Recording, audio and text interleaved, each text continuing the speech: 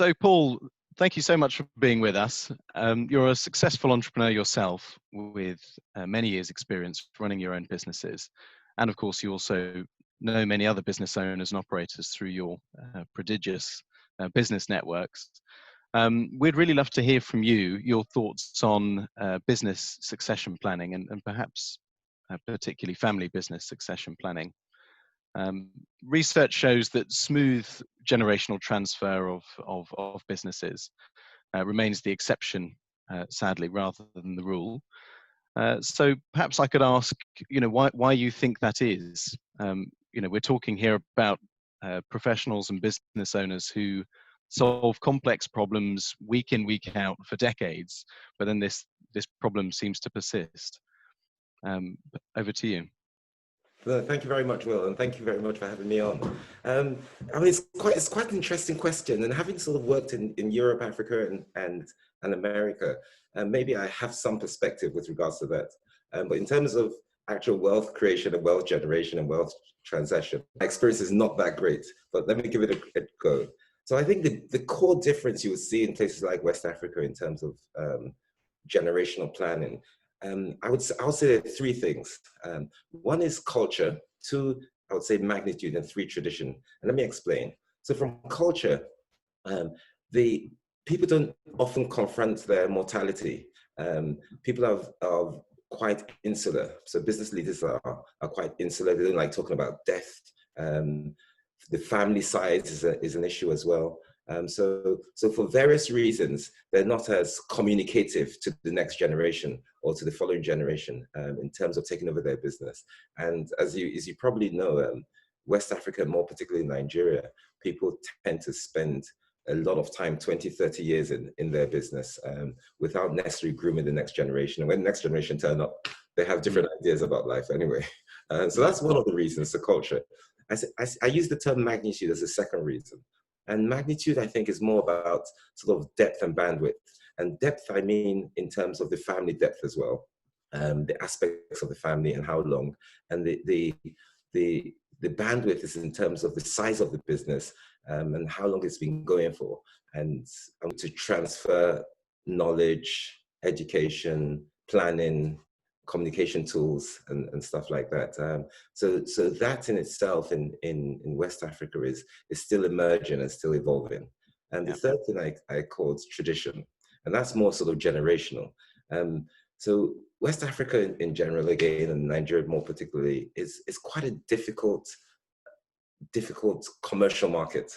And every generation, there are different challenges. So the challenges that face one generation are not necessarily the challenges that face another generation. The market gyrations are actually quite large. It moves from negative to positive very quickly and up and down very quickly. And one would think that when you move a business from one generation to another, because of the different set of problems, the new set of people looking to take over the business don't quite grasp the same they don't quite have the same challenges to deal with. And there's not always that much interest as well in the generation changes. So different generations have had different things that they've focused on.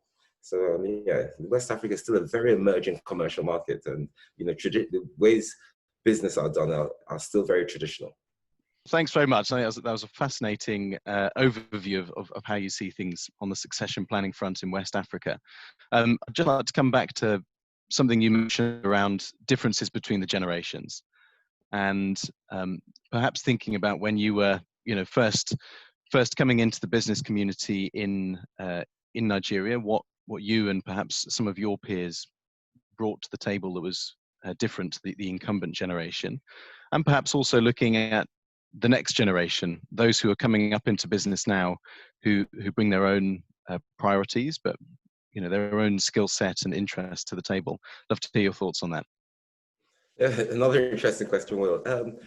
So let's look at the three generations. The generation that came before us, our generation after us. And I think if I could sort of think of the virtues of those three generations, and maybe that transcends into business. So the generation that came before us, I'll call my parents' generation. So they left West Africa and came into the West for an education and worked as well. What they basically had was tolerance and compliance.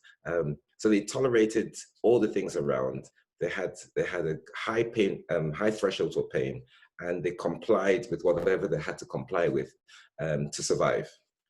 Our generation, slightly different, not as tolerant, but reasonably tolerant.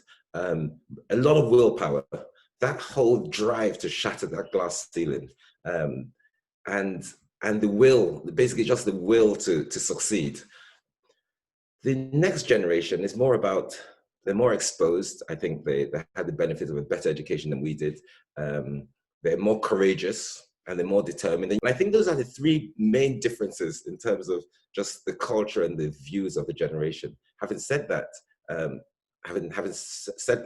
you'll find that even at different times, the challenges and the opportunities that my parents' generation faced are very different from the challenges and opportunities that we face today. And I can imagine that my children will face a whole different set of challenges now. Thanks, Paul. And I think actually quite a hopeful message around what the next generation will bring. As you say, challenges of their own, but I like the word courageous that you included for how they're going to go about it. So that is a hopeful message indeed. There was another point I wanted to come back to. You spoke at the start around a reluctance to confront one's own mortality, and in practical terms to talk about death and what happens after our time. From your experience, does that happen in a Nigeria, West Africa context where a patriarch will pass away and it will become clear that there was no plan, no succession plan in place? And if so, what are the consequences on the business and family? What does that look like when someone passes without having put a plan in place? Thanks. Yeah, so no, thank you. And you see this very often in Nigeria and probably West Africa more generally, in that, and I think it's a deep psychological view, and maybe it's born from certain traditions. But generally, you'll find that a lot of business owners, especially the founders of the business, maybe because of the size of the family as well. And as I said earlier on, they're very insular. So people tend to want to hold everything themselves, deal with everything themselves. They feel they're a little bit less mortal than others. And just my experience meeting a lot of African billionaires, you will find that they think they're going to be there, A, forever, and B, they know best. So they're not that willing to take on a lot of advice from the next generation. And because of that, everything sort of stays where it is. I've seen some fairly terrible situations where people have passed on and the whole thing's a mess. Sometimes there's no will. In many cases, many of them don't have advisors. There's no sort of long-term planning. There's no sort of generational communication or generational knowledge transmission. Right. Thanks, Paul. And I suppose that leads me on to asking whether there is space in that conversation that needs to happen between the generations for an independent advisor to come in and add value, to facilitate conversations, perhaps to educate either of the generations on the risks of not putting a plan in place and actually how they can improve their chances. Do you think there's space for an advisor in there? Oh, without a shadow of doubt. I think there are a number of things that have to be done, and I'll name three. One is effectively take on a good advisor, an advisor that actually understands how to be more deliberate about your planning. So that's one. Two is seek advice and try to create a will. And three is develop those tools to communicate between generations. And I think it's very important. We're very good at educating our children. We're very good at grooming our children for some level of competence. But what we're not great at is grooming our children for the competence to manage the businesses that we run. So advice, help, and support with regards to that will very much, I think, buck this trend that we continue to see of big businesses literally not passing on and just generally dying off slowly. Yeah. And again, to take a more hopeful view, what does it look like when it goes very well? If a family is able to have those conversations and put the right structures in place and get some strong communication going between the generations, what can a positive outcome look like, do you think? Well, just pure excellence. Obviously, we've seen it in many Western businesses. Ford, Tata in India, Persia in France, in Europe. So when it does work, you the multi-generations of the same name going through, and then the culture is sustained as well, and the business has become very successful because it has the same sort of DNA. Yeah, brilliant.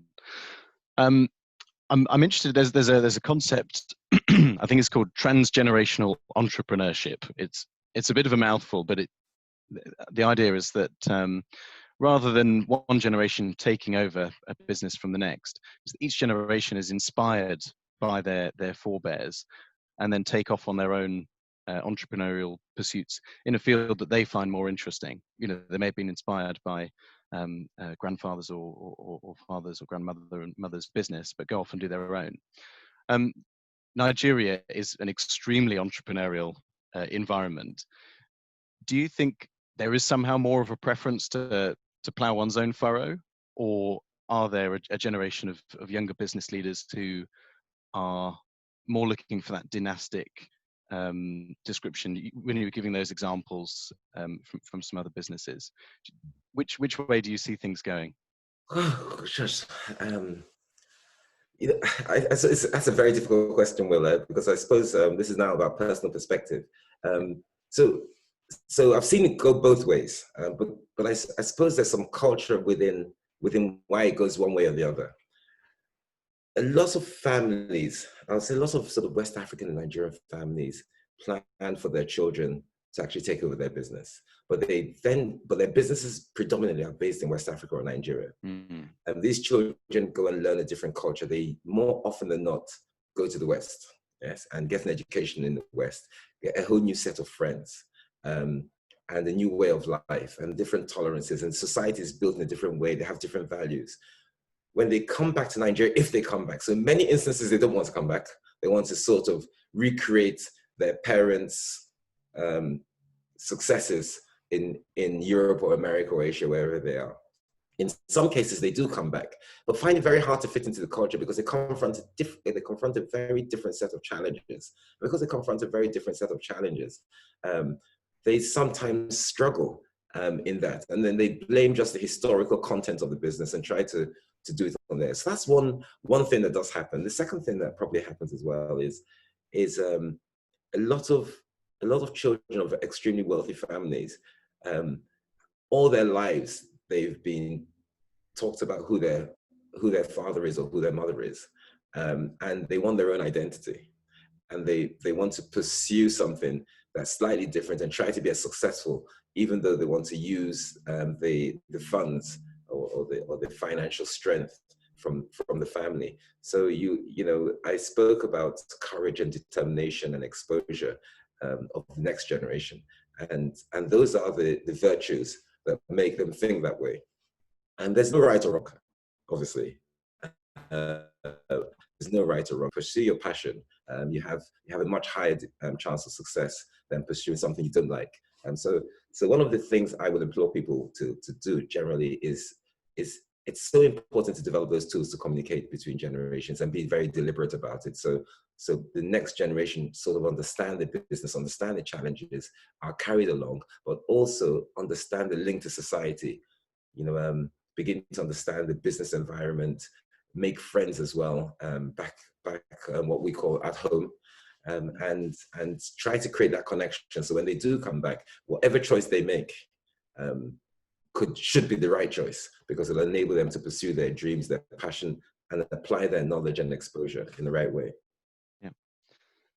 Thanks, Paul. And I think you talked there about having this network of friends and support back home for those who do come back to their home country and pursue a career there. You have been very involved in YPO, Young Presidents Organization. I hope I've got that right. Yeah. Since it's set up in West Africa and Nigeria. Having attended one of their events myself, I got a sense that it provided some of that support. You know, it's a business network among peers, typically for people who have that level of international exposure but come back and are now trying to fit those two pieces of the puzzle together. What do you think an organization like YPO offers for its members, and can it help in the area of succession planning, do you think? Oh, without a doubt. So YPO, the first thing YPO offers, it offers you an experience that you're unlikely to get anywhere else, and it's one of the motors of YPO. They call it owning YPO. Mm. So it enables you to explore your boundaries, to play in a safe environment. Be courageous, do things you've never done before, speak to people you've never spoken to before, and just stretch your imagination. So that's the whole essence of YPO.